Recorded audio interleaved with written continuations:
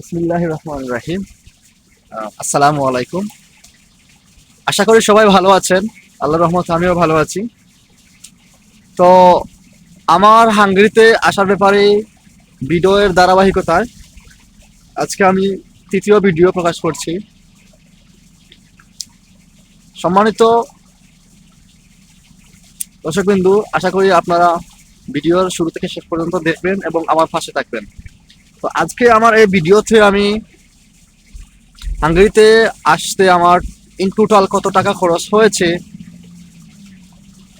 আমি সেটা তুলে ধরার চেষ্টা করব। আপনারা আমার শুরু থেকে শেষ পর্যন্ত থাকবেন ইনশাআল্লাহ। সম্মানিত শ্রোতাবিন্দু, আমি যখন হাঙ্গেরিতে প্রথম আবেদন করি অর্থাৎ অ্যাপ্লিকেশন করি, তখন ফেব্রুয়ারির শেষের দিকে আমি অ্যাপ্লিকেশন করি এবং আমার অ্যাপ্লিকেশন ফি বাবদ খরচ হয়েছিল আমার 200 ইউরো। কিন্তু বর্তমানে 150 ইউরো নিয়ে আমার এখানে 200 ইউরো লেগেছিল। আমি 200 ইউরো পে করেছিলাম আমার অ্যাপ্লিকেশনের জন্য। এটা হচ্ছে আমার অ্যাপ্লিকেশনের ফি। 200 ইউরো দিয়েছিলাম, মোটামুটি বাংলার 25,000 টাকার মতো। তারপরে ইন্টারভিউ দেওয়ার পরে পাশ করার পরে আমাকে টিউশন ফি পে করতে হলো। আপনারা টিউশন ফি নিজে নিজে নিজের অ্যাকাউন্ট থেকে পে করতে হবে আপনার। এবং আপনি যদি কোনো এজেন্সির মাধ্যমে আবেদন করেন অথবা যদি নিজে নিজেও আবেদন করে থাকেন, অনেকেই নিজে নিজে আবেদন করে। তো আমি আসলে এখন হয়তো সবকিছু বুঝতে পারছি, আগে তখন নিজে নিজে আবেদন করি নাই। তো সেক্ষেত্রে হচ্ছে গিয়ে এখন একটু নিজের মধ্যে দ্বিধাবোধ প্রকাশ করতেছি। আচ্ছা, যাই হোক। তো টিউশন ফি হচ্ছে আপনার ভার্সিটির উপর নির্ভর করবে এবং আপনি কোন প্রোগ্রামে আসতেছেন সেটার উপরও নির্ভর করবে টিউশন ফি। যদি মাস্টার্স প্রোগ্রামে আসেন একটু টিউশন ফি কম আসে, পাবলিক ভার্সিটি যদি হয়। আবার যদি প্রাইভেট ভার্সিটি হয় একটু বেশি হয়। আবার যদি ব্যাচেলরে আসেন আপনি ফুল ইয়ার টিউশন ফি যদি দেন এক ইয়ারে, তাহলে আপনার হচ্ছে একটু বেশি আসে। ভার্সিটি অনুসারে সেটা ডিপেন্ড করে। তো আমার হচ্ছে ইউনিভার্সিটি অফ ফেনোনিয়াতে মাস্টার্স প্রোগ্রামের জন্য আমি 1 বছরের টিউশন ফি অর্থাৎ 2 সেমিস্টারের টিউশন ফি পে করি। সেখানে হচ্ছে আমার টিউশন ফি ছিল 3400 ইউরো, 3400 ইউরো। সাথে আমার ডরমিটরি ফি ছিল 300 ইউরো, ডরমি ফি। এবং ডরমি ফি এর পরে আমি আবার করতে হয়েছে আমাকে। আমি 150 ইউরো পে করছি আমি রেজিস্ট্রেশন ফি। তো এই সকল ফি পে করার পরে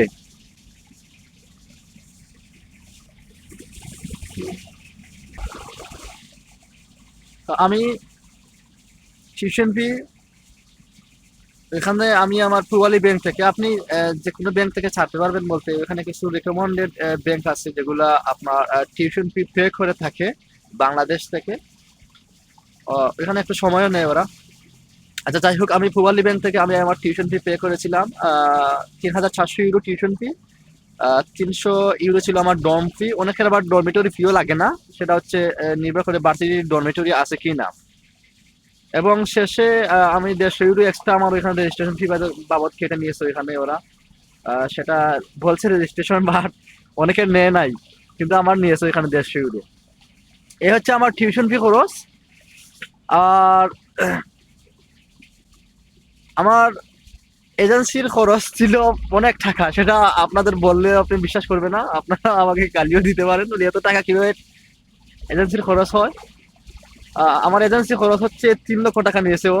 আবার অনেকে ঢাকা থেকে দেখছি যে 1 লক্ষ টাকা, 1,20,000 বা 1.5 লক্ষ টাকা পর্যন্ত নেই সর্বোচ্চ। আমার ওইখানে 3 লক্ষ টাকা নিছে ও এজেন্সি খরচ। প্রসেসিং খরচ নিয়েছে 3 লক্ষ টাকা। আরো 15,000 টাকা ইন্স্যুরেন্স করেছিল আমি, 6 মাসের প্রিমিয়াম ইন্স্যুরেন্স। এখানে হচ্ছে 15,000 টাকা বাংলার খরচ। তারপর খরচ হচ্ছে আমার এমবেসি ফি ছিল 20,000 টাকা। আর এর মধ্যে অনেক খরচ আছে যেগুলা হচ্ছে আপনার আনুষঙ্গিক কিছু খরচ।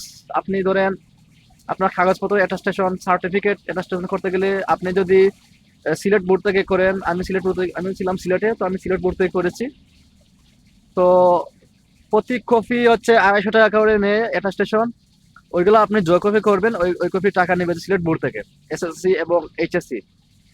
আবার মাদ্রাসা বোর্ড ওইটা হচ্ছে আবার ঢাকা থেকে করতে হয়। তারপর আমি তো অনার্স ছিল, আমার অনার্স অর্থনীতি থাকায় আমি গাজীপুর থেকে অনার্সের সার্টিফিকেট এবং marksheet, I mean transcript registration করেছি। ওইখানে আমার 4 কপি নিয়েছে 1200 টাকা। তো এগুলার এক্সট্রা একটা খরচ আছে। তো সব মিলিয়ে আমি যদি হিসাব করি তাহলে ধরেন বাজেট 10 লক্ষ টাকার মতো আমার চলে গেছে আমার খরচ। তারপর আরো কিছু খরচ আছে যেটা আমি আসার সময় সেটা বহন করতেছি, এগুলো অনেকেই বলে না, আপনাদেরকে আমি বলে রাখি। যেমন শপিং এর বাবদ আপনাকে মিনিমাম 40 থেকে 50 হাজার টাকা বাজেট রাখতে হবে। ইউরোপে যেহেতু আসবেন, শীতের কাপড় নিয়ে আসবেন না, ভালো মানের শীতের কাপড় নিয়ে না আসলে আপনার ওয়াশিং মেশিনে দিলে কাপড় নষ্ট হয়ে যাবে। তো সেক্ষেত্রে আপনার ভালো শীতের কাপড় নিয়ে আসতে হবে। মিনিমাম 30 থেকে 40 হাজার টাকার কাপড় চোপড় বাজার করতে হয়। আরেকটা খরচ আছে, আপনি যেহেতু স্টুডেন্ট ভিসা এদেশে আসবেন, সেক্ষেত্রে আসার সময় আপনার ইউরো নিয়ে আসতে হয়। আপনি যত ইউরো নিয়ে আসতে পারেন, অনেকে 1000 ইউরো, কেউ 2000 ইউরো। আমি সবচেয়ে কম নিয়ে আসছি ভাই, আমি মাত্র 400 ইউরো নিয়ে হাঙ্গেরিতে আসছি, আর টাকার ক্রাইসিস ছিল আমার। তো এই হচ্ছে ওভারঅল খরচ। আপনারা একটু টোটাল খরচ হিসাব করে নেবেন কত টাকা খরচ হয়েছে আমার। ভিডিওর শেষে এতটুকু বলবো আপনাদের সবাইকে, আমি আলহামদুলিল্লাহ আসার পর থেকে ভালোই আছি। তবে মেন্টালি প্রিপারেশন নিয়ে আসবেন, যেহেতু ইউরোপের দেশে আসবেন, প্রাথমিকভাবে চলার মতো কিছু টাকা পয়সা নিয়ে আসার চেষ্টা করবেন। কারণ হচ্ছে আমি যে আপনি যে এসে এখানে জব পেয়ে যাবেন এরকম তা কিন্তু কথা না। আপনি আসছেন, আসার পরেই যে এখান থেকে পালিয়ে যাবেন তা কিন্তু পারবেন না। তো আপনাকে অবশ্যই ধৈর্য ধরে এখানে থাকতে হবে। আপনার কিছু কার্ড আছে, যেমন আমি আসার পরে কিছু কার্ড পেয়েছি। আমি নেক্সট ভিডিওতে আমি কিভাবে কোন কার্ড পেয়েছি, কতদিন সময় লেগেছে আমার এই কার্ডগুলা পেতে, আপনাদের সবকিছু ইনশাল্লাহ ডিটেলসে বলবো। আপনারা আমার সাথে থাকবেন, আমার ভিডিও ধৈর্য ধারণ ধরে দেখবেন, ইনশাল্লাহ আমাকে সাপোর্ট করবেন। দেখেন, আপনার একটা সাবস্ক্রাইব, আপনি আমার ভিডিও দেখেছেন ঠিক আছে, আমার আপনার একটা সাবস্ক্রাইবে কিন্তু আপনার কোনো ক্ষতি হবে না, তো এতটুকু আপনাদের বলবো। কিন্তু আমার অনেক লাভ হবে, উপকার হবে। তো আশা করব আপনারা সবাই আমার পাশে থাকবেন। প্রতিটা ভিডিও দেখার শেষে একটা কমেন্ট করবেন, ভালো কমেন্ট। ভালো না লাগলে বাদ কমেন্ট করেন, সমস্যা নাই। লাইক কমেন্ট শেয়ার করে সাবস্ক্রাইব করে আমার পাশে থাকবেন। সবার কাছে এতটুকুই আবদার। ভালো থাকবেন সবাই, আল্লাহ হাফিজ, আসসালামু আলাইকুম।